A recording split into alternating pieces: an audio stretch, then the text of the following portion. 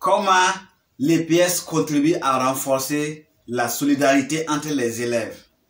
C'est exactement le thème de notre jour. Donc si vous n'êtes pas encore abonné à ma chaîne, il faut vous abonner à la chaîne, activer la cloche pour recevoir assez de vidéos et n'oubliez pas aussi de mettre votre pouce bleu. De nos jours, la question de la solidarité est devenue primordiale, aussi bien pour l'épanouissement de la population, mais aussi pour le développement de la nation. Et aujourd'hui, je vous montre le lien de cette solidarité avec l'EPS. L'EPS, à travers ses activités individuelles et collectives, arrive à développer chez l'enfant le sentiment d'appartenance dans une même équipe, le sentiment d'appartenance dans un même groupe. Et lorsque les élèves arrivent à s'unir dans un même groupe, ce qui leur reste maintenant, c'est leur objectif commun.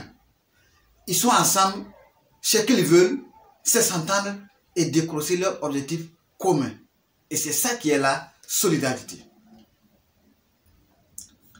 Grâce à cette solidarité, vous allez voir que les enfants vont se donner le meilleur d'eux-mêmes, quelles qu'en soient leurs différences, que ce soit de sexe, d'ethnie, de religion. Non. Les enfants vont se surpasser de ça et chercher leur objectif commun. Ils pourront fêter leur victoire ensemble aussi bien que leur défaite, s'ils ont la défaite. L'EPS favorise chez l'enfant le développement de l'empathie envers l'autre. Les enfants pourront venir en aide, secourir leurs camarades, vivre la différence comme une force. Et c'est ça qui est capital dans une société. Une fois que les élèves arrivent à remplir toutes ces conditions, le sentiment d'appartenance, travailler ensemble, fêter la victoire, avoir l'empathie, secourir l'un de l'autre, vivre la différence comme une force, qu'est-ce qu'il leur reste?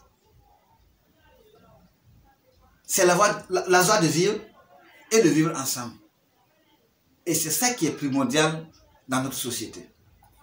Alors, ne soyez pas surpris de voir certains adultes qui ne manifestent pas cette solidarité envers les autres.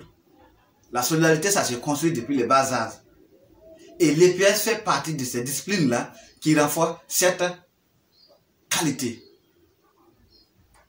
Revoyons la manière dont nous éduquons nos enfants et nous n'aurons pas de problème à demander aux adultes d'être responsables.